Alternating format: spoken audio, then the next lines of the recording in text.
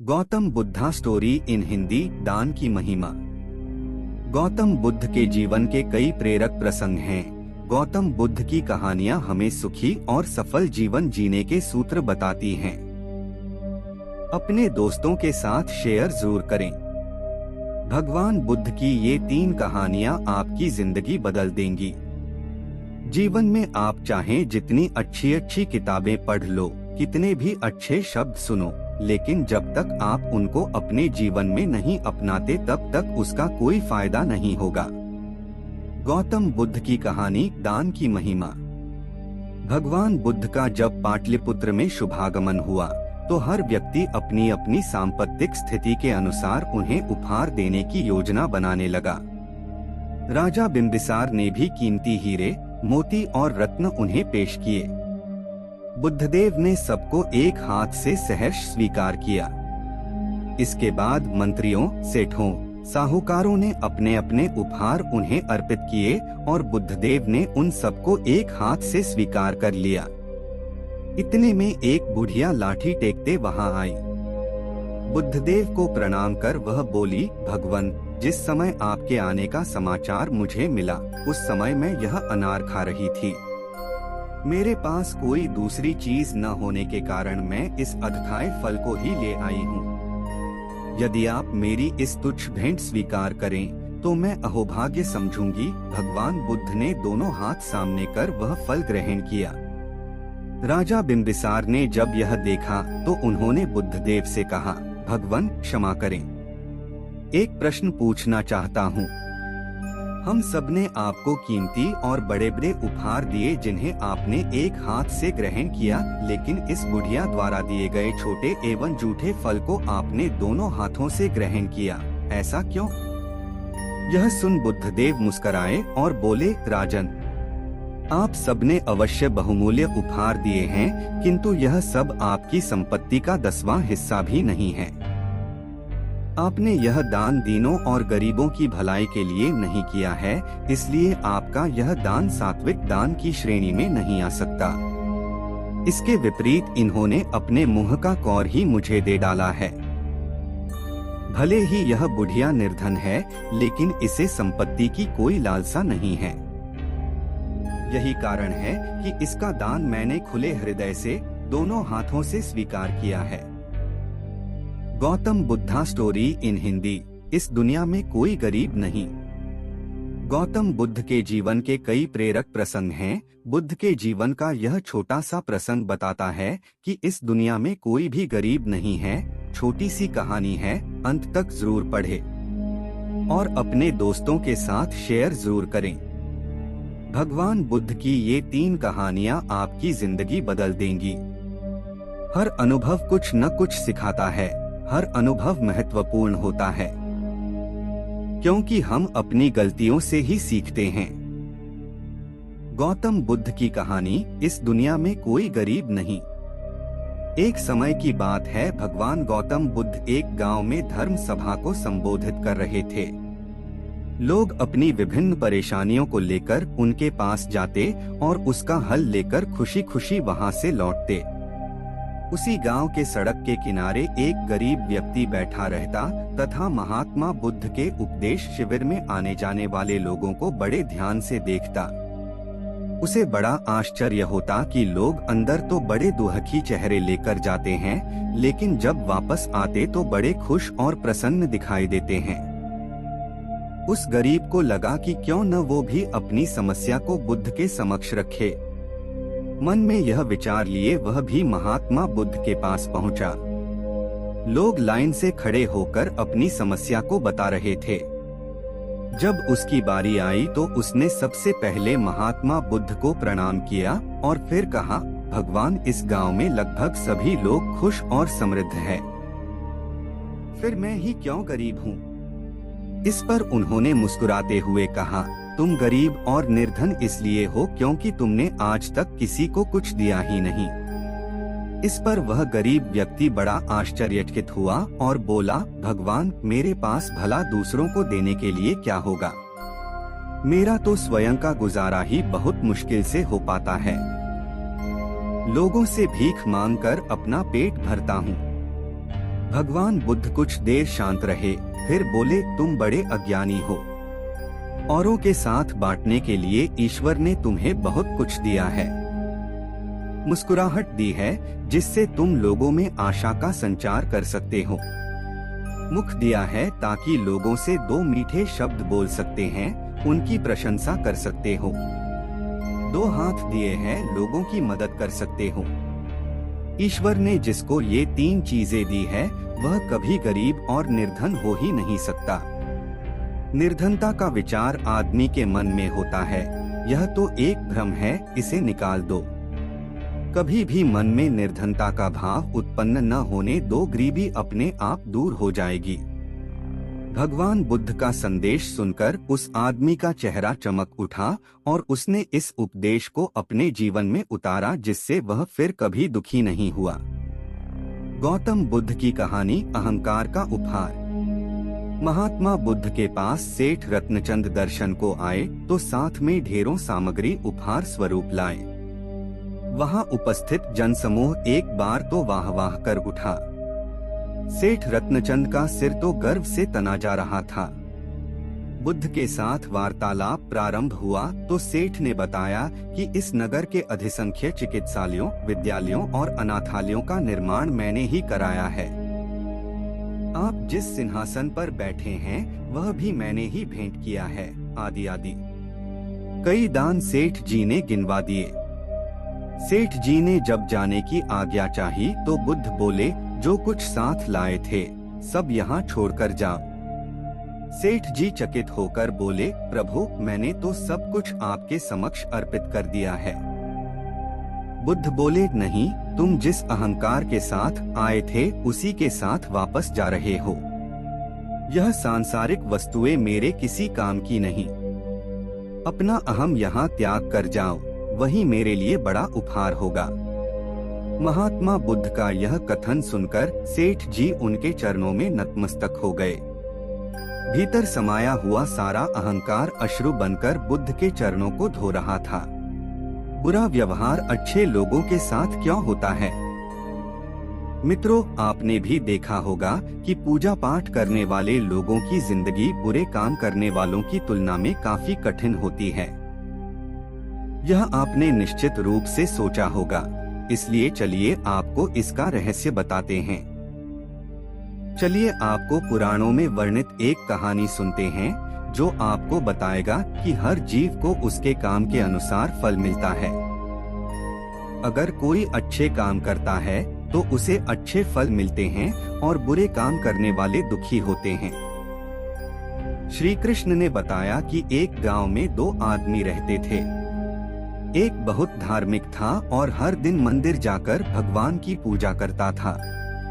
लेकिन दूसरा आदमी जो नास्तिक था, हर दिन मंदिर जाता था और अपने पति से धन चुराकर जूते, चप्पल और दाल खरीदता था। एक दिन गांव में भारी बारिश हो रही थी और मंदिर में एकमात्र पुजारी था। नास्तिक आदमी मंदिर गया और सब कुछ चुराकर वहां से चला गया। उस समय एक आस्तिक व्यक्ति भी मंदिर गया और भगवान की पूजा करने लगा। मंदिर के पुजारी ने उसे उसी समय देखा और उसे चोर समझा। वह गांव के बाकी लोगों से बचकर भागने लगा। वह वहां से टकरा गया और घायल हो गया। मंदिर में चोरी करने वाला व्यक्ति आस्तिक को मिला। कल्प बीतने पर भी करोड़ पाप कर्म से नष्ट नहीं होते। जब दोनों मर गए, आस्तिक व्यक्ति ने यमराज से पूछा कि उसके साथ ऐसा क्यों हुआ। यमराज ने कहा कि अगर तुम पर झूठा आरोप लगाया गया तो तुम मर जाओगे, लेकिन तुमने अच्छे काम किए तो बच जाओगे।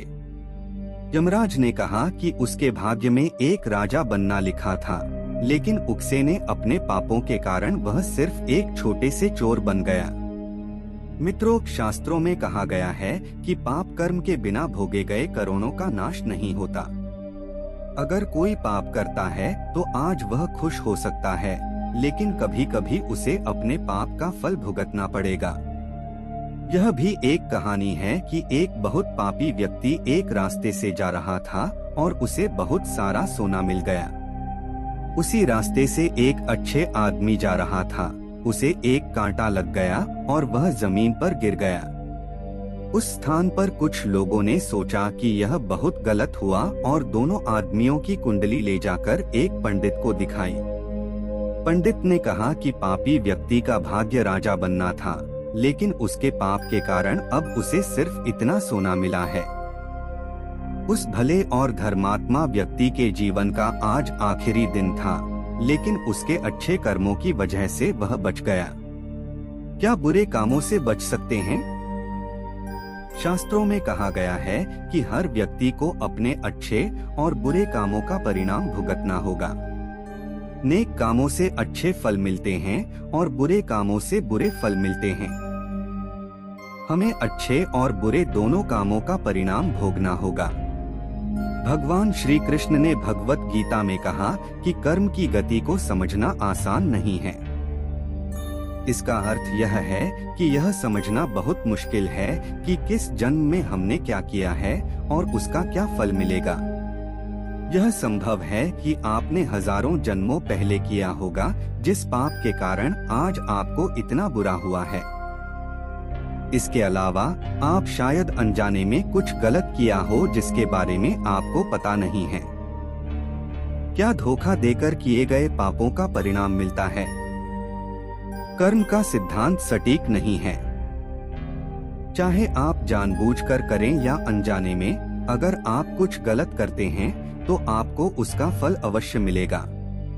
शास्त्र कहते हैं कि अगर आप अचानक आग को छुए तो आपका हाथ जलेगा ही। शास्त्रों में कई कहानियां हैं जो बताती हैं कि अनजाने में किए गए पाप का फल भी लोगों को मिला है। पांडवों के पिता महाराज पांडु की एक कहानी है कि उन्होंने एक हिरण को तीर मार दिया था। वे उस समय नहीं जानते थे कि एक ऋषि ने हिरण का रूप लिया था और उनको श्राप दे दिया था, जिसके कारण वे बाद में मर गए। सहस्त्रों के अनुसार क्षत्रिय राजाओं को शिकार करने की अनुमति थी और हिरण को मारना कोई पाप नहीं था, लेकिन पांडु को पता नहीं था कि वे एक ऋषि थे, इसलिए उन्हें इतना बुरा श्राप मिला कि वे मर गए। पाप से बचने के लिए क्या करें? श्रीमद् भगवद गीता में भगवान कहते हैं कि कर्म और उसके फलों को समझना बहुत कठिन है, लेकिन प्रत्येक व्यक्ति अपने कर्मों के फल अवश्य प्राप्त करता है। श्रीमद् भगवद गीता के अध्याय 18 में भगवान श्री कृष्ण ने कहा कि सभी धर्मों को छोड़कर मेरी शरण में आओ और मैं तुम्हें सभी पापों से मुक्त कर दूंगा। आपको धन्यवाद। पथ पर प्रगति की कहानी। उत्तरी भारत का एक शहर श्रावस्ती, वह शहर भगवान बुद्ध के लिए एक महान संसाधन केंद्र था। बहुत से लोग वहां ध्यान के लिए रुकते थे और धर्म पर व्याख्यान सुनते थे। इन व्याख्यानों को सुनने के बाद एक युवक रोज शाम को धार्मिक चर्चा के लिए आता था। यह क्रम वर्षों से चल रहा था। वे नियमित रूप से बुद्ध के प्रवचन सुनते थे, लेकिन उन्होंने इसे कभी अपने जीवन में नहीं उतारा। कुछ वर्षों के बाद एक बार यह युवक व्याख्यान के लिए सब लोगों से पहले आया। तब बुद्ध अकेले बैठे थे। फिर वह बुद्ध से मिला और बोला, गुरुवर्य, एक सवाल मुझे लगातार परेशान कर रहा है और मेरे मन में संदेह पैदा कर रहा है। तब भगवान बुद्ध बोले कि धर्म के मार्ग पर चलते हुए किसी भी प्रकार का संशय व्यर्थ है, उसे दूर करें। आपके पास क्या सवाल है? गुरुवर्य, मैं आपके व्याख्यान में कई वर्षों से आ रहा हूँ। मैं देखता हूँ कि हमारे आसपास अनेक साधु, भिक्षुणियाँ और बड़ी संख्या में सामान्य सांसारिक स्त्री पुरुष आते हैं। मैं उन्हें सालों से देख रहा हूँ। कुछ साधक ने इस रास्ते पर बहुत प्रगति की है। मैं स्वयं देखता हूँ कि उनमें से कुछ को निर्वाण की भी अनुभूति हुई होगी। हालांकि कुछ लोगों को निर्वाण का एहसास नहीं हुआ है, लेकिन उनके जीवन में काफी बदलाव आया है। और गुरुवर्य, साथ ही मैं ऐसे बहुत से लोगों को देखता हूँ जो बिल्कुल भी नहीं बदले हैं। मैं उनमें शामिल हूँ। इनमें से कुछ तो काफी जर्जर नजर आ रहे हैं।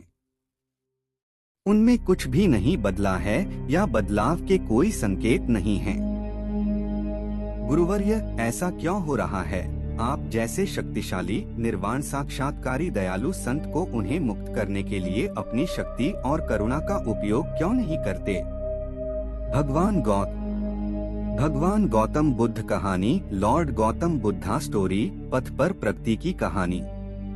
महापुरुष भगवान बुद्ध मुस्कुराए और युवक से पूछा, तुम कहाँ रहते हो?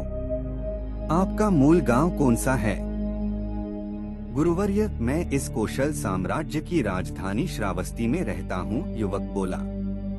परंतु देखने से हमें यह नहीं लगता कि तुम इस क्षेत्र के निवासी हो, तो तुम मूल रूप से कहाँ के हो? भगवान बुद्ध ने युवक को पूछा। गुरुवर्य, मैं मूल रूप से मगध देश की राजधानी राजगिरी का रहने वाला हूँ।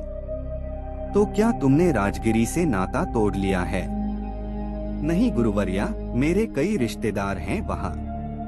मेरे दोस्त और परिवार वाले वहाँ हैं और मेरा बिजनेस भी वहीं है। तो निश्चित रूप से अक्सर श्रावस्ती से राजगिरी जाते होंगे? हाँ गुरुवर्य, साल में कई बार राजगिरी जाता हूँ और श्रावस्ती को लौटता हूँ। कई बार एक ही रास्ते से जाकर आपको इस रास्ते का सब ज्ञान होगा और आप यहाँ से राजगिरी का रास्ता अच्छी तरह जानते होंगे। हाँ गुरुवर्य, मैं अगर अपनी आंखें बंद करके भी इस मार्ग से जाऊंगा तो पूरा मार्ग बता सकता हूँ, क्योंकि मैं इस रास्ते से बहुत बार गुजरा हूँ। सभी करीबी दोस्त और रिश्तेदार जानते हैं कि मुझे राजगिरी की सड़क का पूरा ज्ञान है। तब भगवान बुद्ध बोले कि जब ये लोग राजगिरी जाना चाहते हैं तो वे आपसे इस मार्ग के बारे में पूछते हैं। क्या तुम उनसे उस मार्ग के बारे में बातें छिपाते हो? क्यों साफ साफ रास्ता बताते हैं ताकि वे समझ सकें? क्या यह संभव है गुरुवर्या? मैं उसे स्पष्ट रूप से समझाता हूँ कि पूर्व की ओर चलना शुरू किया और गया पहुँचने के लिए आगे बढ़े, और यह भी कि आप बहुत ही सरल और समझने योग्य शब्दों में राजगिरी जाएंगे। मैं उन्हें स्पष्ट और सरल तरीके से मुझे जो कुछ पता है वो सब सच बताता हूँ। तो बताने के बाद सब लोग राजगिरी बहुत आसानी से पहुँचते होंगे, भगवान बुद्ध बोले। गुरुवर्य, कहना थोड़ा कठिन है। जो लोग आदि से अंत तक इस मार्ग का अनुसरण करते हैं, जैसा कि मैंने उन्हें बताया है, वे राजगिरी तक पहुंच सकते हैं। यही मैं आपको बताना चाहता हूं युवा सज्जन। मेरे पास बहुत से लोग आते हैं क्योंकि मैं यहाँ से निर्वाण को गया हूँ। मैं मार्ग को भली भांति जानता हूँ। मुझसे पूछा जाता है कि निर्वाण और मुक्ति तक पहुँचने का मार्ग क्या है, तो उनसे क्या छुपाना है? मैं उन्हें स्पष्ट रूप से कहता हूँ, यही तरीका है।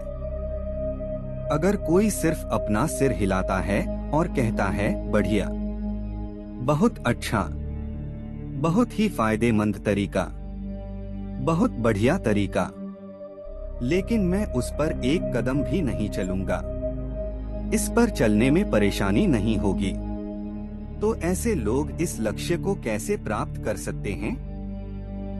मैं इस अंतिम लक्ष्य तक किसी को अपने कंधों पर नहीं ले जा सकता।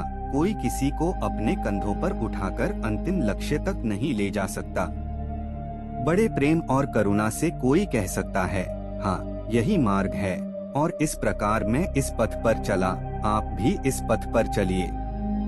इसका पालन करें और आप निश्चित रूप से अंतिम लक्ष्य तक पहुंच जाएंगे। प्रत्येक मनुष्य को इस मार्ग पर स्वयं चलना चाहिए, एक कदम उठाना चाहिए। जो लोग इस रास्ते पर एक कदम बढ़ाते हैं, वे अपने लक्ष्य के एक कदम और करीब होते हैं। जो लोग इस रास्ते पर 100 कदम आगे बढ़ते हैं, वे लक्ष्य के 100 कदम करीब होते हैं। जो इस पूरे रास्ते पर चलते हैं, वे अंतिम लक्ष्य तक पहुंच जाते हैं। सबसे अहम बात यह है कि इस रास्ते पर आपको खुद चलना होगा। आपको किसी की कृपा नहीं मिल सकती, भगवान बुद्ध बोले। पीड़ा का स्रोत हमारे भीतर है, सबके भीतर है। जब हमें अपने बारे में सच्चा ज्ञान हो जाता है, तो दुखों की समस्या का समाधान भी हमारी दृष्टि में आ जाता है। इसलिए सभी ऋषि मुनि हमें स्वयं को समझने की सलाह देते हैं। वास्तविकता यह है कि हमें अपने वास्तविक स्वरूप को समझने से शुरुआत करनी चाहिए, जिसके बिना हम कभी भी अपनी या दूसरों की समस्याओं का समाधान नहीं कर पाएंगे। लेकिन वास्तव में हम अपने बारे में कितना जानते हैं? हम में से प्रत्येक अपने स्वयं के महत्व, अपनी विशिष्टता के प्रति आश्वस्त है, लेकिन यह आत्मज्ञान सही है।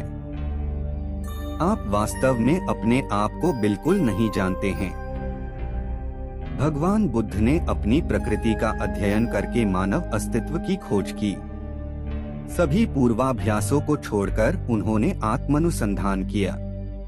अपने भीतर के सत्य को खोजो। तब उन्होंने महसूस किया कि हर कोई भौतिक है। जीव 5 भागों से बना है। उनमें से 4 मानसिक और 1 भौतिक पदार्थ रूप हैं। पहले हम भौतिक पक्ष से शुरू करते हैं। यह हमारा एक बहुत ही स्वाभाविक और मूर्त हिस्सा है। यह किसी भी इंद्रिय अंगों को त्वरित धारणा प्रदान करता है, सुख के पद के अंतिम लक्ष्य की, और खुद को ही उस पथ पर चलना होगा। आपको यह कहानी कैसी लगी कमेंट करके बताएं। धन्यवाद।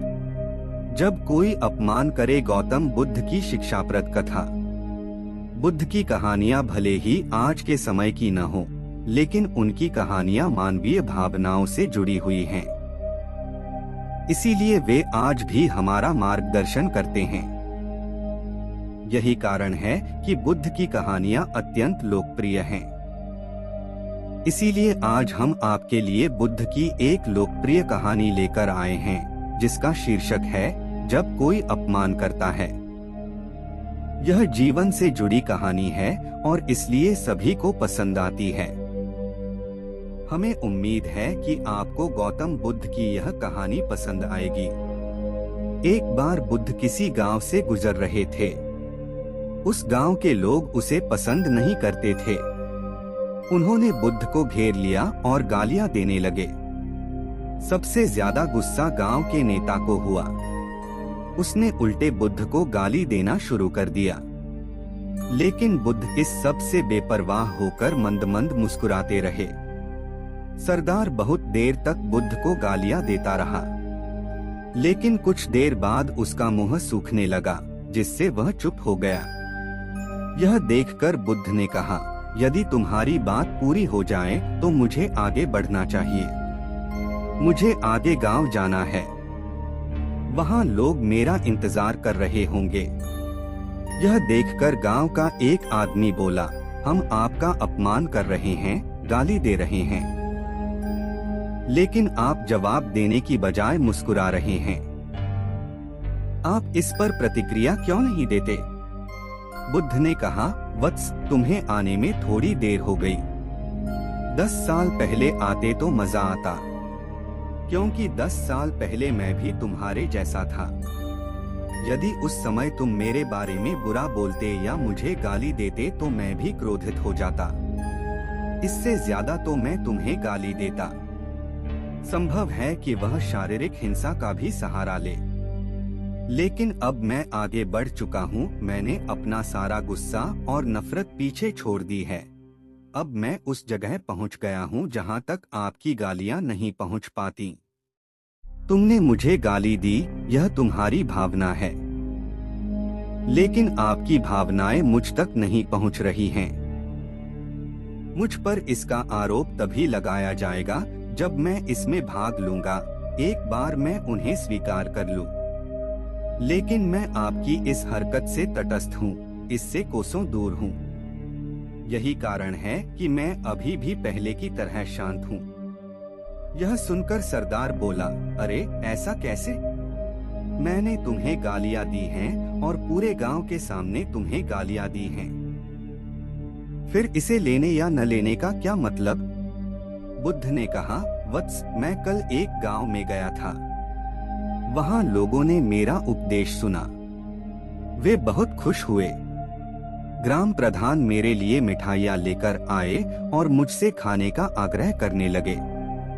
मैंने कहा, मेरा पेट भर गया है, इसलिए मैं इसे स्वीकार नहीं कर सकता। यह सुनकर वह व्यक्ति मिठाई वापस लेकर चला गया, क्योंकि जब तक मैं कुछ न लूं, कोई मुझे कैसे दे सकता है। इसमें मेरी सहमति तो आवश्यक है ना? हाँ, यही तो है। एक आदमी ने बुद्ध का समर्थन किया। बुद्ध ने फिर पूछा, जब मैंने मिठाई लेने से इनकार कर दिया तो उन्होंने इसका क्या किया होगा? हो सकता है उसने अपने परिवार के बीच मिठाइयाँ बांटी हों, एक व्यक्ति ने उत्तर दिया। बुद्ध ने कहा, तुमने ठीक कहा। ठीक उसी मिठाई की तरह तुम मेरे लिए गालियाँ लेकर आए हो और चाहते हो कि मैं उन्हें स्वीकार कर लूं। लेकिन भाई, मैं उन्हें नहीं लेता। अब बताओ तुम उनका क्या करोगे? इसका उस शख्स के पास कोई जवाब नहीं था। बुद्ध ने फिर कहा, मुझे तुम पर दया आती है वत्स। अरे मुझे तो गुस्सा तभी आएगा जब मुझे ये गालियां मिलेंगी, और जब मैं गालियां नहीं खाता तो क्रोध का प्रश्न ही नहीं उठता। सरदार ने बुद्ध की बात पर कोई प्रतिक्रिया नहीं दी। शायद वह कुछ सोच रहा था। बुद्ध ने कहा, मैं अपनी आंखों से देखता हूँ कि गाली एक कांटा है जो देने वाले और लेने वाले दोनों को क्रोध से पागल कर देती है। तो फिर तुम ही बताओ, मैं आंखों से भी कांटों पर कैसे चल सकता हूँ?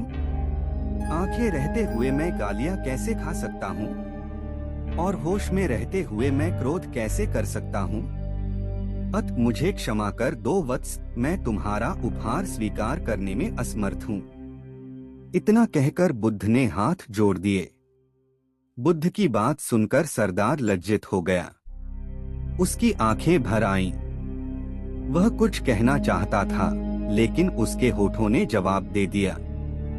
और जब उससे और सहन न हुआ तो वह बुद्ध के चरणों में गिर पड़ा। दोस्तों, हम में से ज्यादातर लोग यही सोचते हैं कि हमारे दुखों का कारण कोई और है, और जब हम इस पर विश्वास करते हैं तो हम आत्मनियंत्रण की कमी और खुद को नियंत्रित करने में असमर्थता को नजरअंदाज कर रहे हैं। वास्तव में यह हम पर निर्भर करता है कि हम दूसरों द्वारा प्रदत्त नकारात्मकता को स्वीकार करते हैं या नहीं। यदि हम नकारात्मकता को स्वीकार करते हैं तो हम अपने पैरों पर कुल्हाड़ी मारते हैं, और जब हम उसे अस्वीकार कर देते हैं तो घृणा, क्रोध, हिंसा सभी से मुक्ति मिल जाती है। दोस्तों, हम आशा करते हैं कि आपको यह बुद्ध कहानी जब कोई अपमान करता है पसंद आई होगी। दोस्तों, हम आपसे फिर मिलेंगे ऐसे ही रोचक और उपयोगी कहानी के साथ। तब तक आप जहां भी हो खुश रहें और खुशियां बांटते रहें।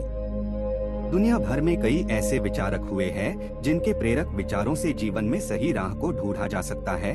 ऐसे ही एक ज्ञानी थे, चाणक्य, जिनके अनमोल वचनों को चाणक्य नीति के रूप में जाना जाता है। 350 वर्ष पूर्व मौर्य काल में चाणक्य की बुद्धिमतापूर्ण बातें आज भी धरातल पर सत्य प्रतीत होती हैं। वे हमेशा ज्ञानवान व्यक्ति को महत्व देते थे। उनका मानना था कि ज्ञानी व्यक्ति हर जगह सम्मान का पात्र होता है। शिक्षा मनुष्य के भाग्य की निर्माता होती है। नाक को दूध पिलाने से उसके उदर में जहर ही बढ़ता है, ना कि अमृत। एक बुरे स्वभाव का इंसान जो आपका हित चाहता है, उन 100 मीठी बात करने वाले चापलूसों से कहीं अच्छा है। दुश्मन रोग और ऋण को जितना जल्दी हो समाप्त कर देना चाहिए। जिस तरह दावानल चंदन को जला देती है, उसी तरह कपटी व्यक्ति किसी का सगा नहीं होता है। भले ही आपका शत्रु कोई अच्छा कार्य कर रहा हो, उसकी मदद मत करो। आलस में पड़े रहने वाला व्यक्ति का न वर्तमान होता है, ना ही भविष्य। जो व्यक्ति समय की कदर नहीं करता है, वह अपने जीवन को कठिनाइयों से मुक्त होकर नहीं जी सकता है। जिस कर्म में आप दक्ष हैं, उसे ही करना चाहिए। जब आपको दुश्मन पर आक्रमण करना हो, तो भले ही वह परम शक्तिशाली हो, उसे दुर्बल समझकर ही आक्रमण करे। स्वयं की हैसियत से अधिक व बराबर हैसियत वाले से दुश्मनी ना ले। क्रोधी व्यक्ति को कभी भी क्रोधित करना उचित नहीं है।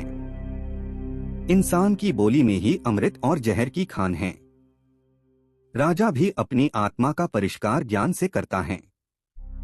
स्वयं की आत्मा पर नियंत्रण पाने वाला ही सभी प्रकार के सुख साधन प्राप्त कर लेता है। व्यक्ति को सुख व दुख में एक समान व्यवहार करना चाहिए।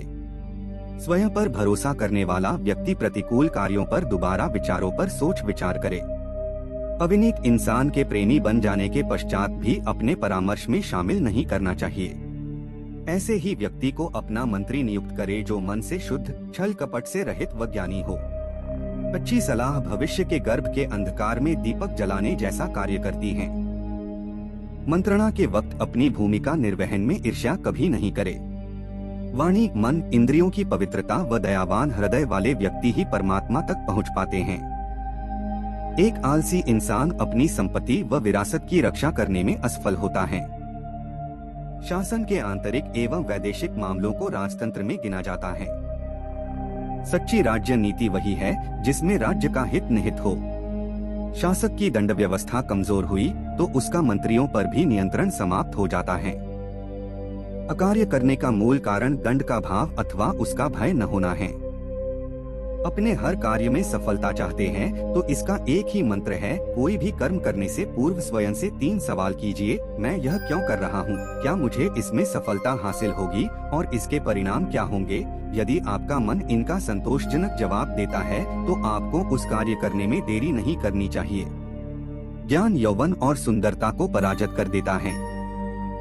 एक ज्ञानवान व्यक्ति जहाँ भी जाता है सम्मान पाता है। जिस प्रकार एक सूखी झाड़ी की आग संपूर्ण जंगल को जलाकर राख कर सकती है, उसी प्रकार एक दुष्ट व्यक्ति संपूर्ण कुल को मिटा देता है। संसार की सबसे बड़ी ताकत जवानी एवं स्त्री का सौंदर्य है। नित्य अपमान के घुट पीने से मर जाना बेहतर है, क्योंकि मौत एक क्षण पीड़ा देती है, जबकि अपमानित जीवन में हर घड़ी दम घुट घुट कर मरना पड़ता है। दुनिया में कोई भी कर्म असंभव नहीं है, जरूरत सही उपाय करने की होती है। बिना उपाय के संपन्न कार्य एवं मिला धन पूर्ण प्रयास करने के बाद भी बचाया नहीं जा सकता, उसका नष्ट होना निश्चित है। जो व्यक्ति समय के महत्व को नहीं समझता है वह अपने कर्मों के कारण ही नष्ट हो जाता है। परिस्थिति एवं परिणाम का विचार करने के बाद ही कार्य आरंभ करना चाहिए। बुद्धिमान व्यक्ति काम शुरू करने से पूर्व देश काल को भांपता है। चाणक्य। जो व्यक्ति जिम्मेदारियों के बोझ से बचने की आदत रखते हैं वे अपने परिवार ठीक से नहीं चला पाते हैं। जो व्यक्ति अपने कार्य की परख नहीं रखता वह आंखें होते हुए भी अंधा है। समझदार श्रमिक अपने मालिक के स्वभाव के अनुसार ही कार्य करता है। अल्पज्ञानी व्यक्ति की सलाह पर चलने से जीवन नष्ट हो जाता है। बुद्धिमान इंसान में छोटा बड़ा दोष होने पर भी अनदेखा कर दिया जाता है, यानी मोती कभी खंडित नहीं होता है। कानूनों की अवहेलना का विश्वास मन में नहीं पालना चाहिए। मूर्ख व्यक्ति की मदद करने पर भी वह आपका अहित ही करेगा, इसलिए जो विपरीत आचरण को अपनाता है वही विद्वान है। दुष्ट व्यक्ति पाप एवं क्रोध की व्यथा नहीं करता है। धोखेबाज व्यक्ति पर विश्वास करने का मतलब उसको एक अवसर और देना है। किसी ज्ञानी द्वारा बताए गए गुप्त रहस्यों को किसी के साथ प्रकट कर देने वाला महामूर्ख ही है। विवेक की कमी वाले संसार के समस्त साधन प्राप्त करने के उपरांत भी नष्ट हो जाते हैं। धीरज रखने वाला व्यक्ति बड़ी बड़ी बीमारियों को भी समाप्त कर देता है। जो भोजन आपके पेट के लिए उपयुक्त न हो उसे कभी ग्रहण नहीं करना चाहिए। जहाँ अधर्म पाप का वास होता है वहाँ धर्म अपमानित होता है। संसार एक कड़वा पेड़ है जिनके 2 फल ही मधुर होते हैं, एक मीठी वाणी और दूसरा अच्छे लोगों की संगति। परिश्रम करने से गरीबी नहीं रहती, धर्म करने से पाप नहीं रहता, चुप रहने से झगड़ा नहीं होता और जागृत रहने से डर नहीं होता। जिसका पेट खराब है उनके लिए भोजन विष है। हार और गलतियां आशीर्वाद और वरदान की तरह होती हैं, यह जितने ज्यादा मिले उतना ही अच्छा है। बिना मेहनत के कुछ भी नहीं मिलता। आप कभी भी इतने बूढ़े नहीं हो सकते कि एक नया लक्ष्य या एक नया सपना न देख सकें। आप अपनी पहचान इस बात से नहीं बना सकते कि आप क्या करने जा रहे हैं। कोई भी चीज खुद नहीं होती, उन्हें करना पड़ता है। अगर आपको अपने अंदर कुछ भी पसंद नहीं है तो उसे आप जब चाहे बदल सकते हैं। जितना कठिन संघर्ष होगा जीत उतनी ही शानदार होगी। तुम जब पैदा हुए थे तो तुम रोए थे, जबकि सारी दुनिया ने जश्न मनाया था। अपने जीवन को ऐसे जियो कि तुम्हारी मौत पर पूरी दुनिया रोए और तुम जश्न मना। जब तक आप अपनी समस्याओं व कठिनाइयों की वजह दूसरों को मानते हैं, तब तक आप अपनी समस्याओं व कठिनाइयों को मिटा नहीं सकते। भीड़ हमेशा उस रास्ते पर चलती है जो रास्ता आसान होता है, लेकिन यह जरूरी नहीं कि भीड़ हमेशा सही रास्ते पर चले। इसलिए आप अपने रास्ते खुद चुनिए, क्योंकि आपको आपसे बेहतर और कोई नहीं जानता। इस संसार में असंभव कुछ भी नहीं। हम वो सब कर सकते हैं जो हम सोच सकते हैं, और हम वो सब सोच सकते हैं जो आज तक हमने नहीं सोचा। आधे रास्ते से लौटने का कोई फायदा नहीं होता, क्योंकि लौटने पर आपको उतनी ही दूरी तय करनी पड़ेगी जितनी दूरी तय करने पर आप अपने लक्ष्य तक पहुंच सकते हैं। कोई बात नहीं वाला नजरिया अपनाएं, आप हमेशा खुश रहेंगे। ये पूरा ब्रह्मांड हमेशा आपके पक्ष में ही काम करता है, न कि विरोध में। हर नया दिन आपके लिए नई उम्मीदों का खजाना लेकर आता है, और फिर से हिम्मत और मेहनत से आपने काम को करने में लग जाओ। दुनिया में अच्छे लोगों की कमी नहीं है जो आपकी मदद कर सकते हैं और आपको प्रेरित कर सकते हैं। बस आपको उन्हें ढूंढना है। अगर आप मुसीबतों से भागते हो तो आप नई मुसीबतों को न्योता देते हो। जीवन में समय समय पर चुनौतियों व मुसीबतों का सामना करना पड़ता है, और यही जीवन का सत्य है। विश्वास में वो शक्ति है जिससे पत्थर को भगवान बनाया जा सकता है, और अविश्वास भगवान के बनाए इंसान को बुद्धिल बना सकता है। दूर से हमें आगे के सभी रास्ते बंद नजर आते हैं, क्योंकि सफलता के रास्ते हमारे लिए तभी खुलते जब हम उसके बिल्कुल करीब पहुंच जाते हैं। जिंदगी में कठिनाइयां हमें बर्बाद करने नहीं आती है, बल्कि यह हमारी छुपी हुई ताकत और शक्तियों को बाहर निकलने में हमारी मदद करती है। कठिनाइयों को यह जान लेने दो कि आप उससे भी ज्यादा कठिन हो। वक्त सारे घाव भर देता है। हर चीज को समय दीजिए। जीवन सुलझा होता है, इसे उलझाए नहीं। हर काम को एक एक करके करो। कुछ भी उतना बुरा नहीं है जितना कि दिखता है, इसलिए बुरा सोचना बंद करें। मौके हर जगह हैं, बस आप पहले उन्हें ढूंढो। सफलता हमारा परिचय दुनिया से करवाती है, वही असफलता हमें दुनिया का परिचय करवाती है। यदि किसी चीज को पूरे दिल से चाहो तो पूरा ब्रह्मांड उसे तुमसे मिलाने में लग जाता है। कभी न गिरने में महानता नहीं है, बल्कि हर बार गिरकर उठ जाने में महानता है। अगर आप अपनी गलतियों को स्वीकार नहीं करते हैं तो आप एक और गलती कर बैठते हैं। आप अपनी गलतियों से तभी सीख सकते हैं जब आप अपनी गलतियों को स्वीकार करते हैं। अगर आप उन बातों या परिस्थितियों की वजह से परेशान हो जो आपके बस में नहीं है, तो इसका परिणाम सिर्फ समय की बर्बादी है। ब्रह्मांड की सारी शक्तियां पहले से हमारी हैं। वो हम ही हैं जो अपनी आंखों पर हाथ रख लेते हैं और फिर रोते हैं कि कितना अंधकार है। अगर हम चाहें तो अपने आत्मविश्वास और कठिन परिश्रम के बल पर अपना भाग्य खुद लिख सकते हैं, और अगर हमको अपना भाग्य लिखना नहीं आता तो परिस्थितियां हमारा भाग्य स्वयं लिख देंगी। सपने वो नहीं है जो हम नींद में देखते हैं, सपने वो है जो हमको नींद नहीं आने देते। आप यह बहाना नहीं बना सकते कि आपके पास समय नहीं है, क्योंकि आपको भी दिन में 24 घंटे ही मिलता है जितना समय महान। आपके पास कोई डिग्री का न होना फायदेमंद है। अगर आप कोई इंजीनियर या डॉक्टर हैं तब आप एक ही काम कर सकते हैं, लेकिन यदि आपके पास कोई डिग्री नहीं है तो आप कुछ भी कर सकते हैं। अपने सपनों को जिंदा रखिए।